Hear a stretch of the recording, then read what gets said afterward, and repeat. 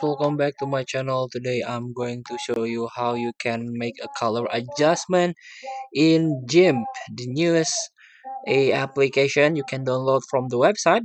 New image manipulation program. So here you can select your project. You can upload your image here. So you want to edit this color of this image. You can adjust by click this color. So there is so many options here, but all you have to do is first thing is hue chroma here. So you can adjust by presets, or you can try this hue chroma. You can try to learn how to edit or decrease the hue chroma, the lightness.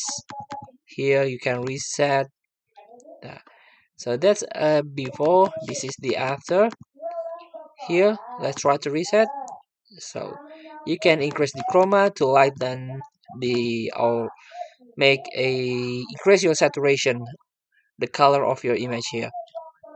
You can type OK, and then you can use another option here, color and curves.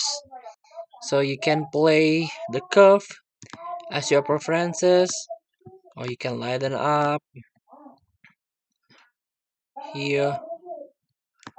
So you can reset, and then you can use the a auto here to use color enhance. Straight color chroma to cover maximum possible range, keeping hue and lightness untouched.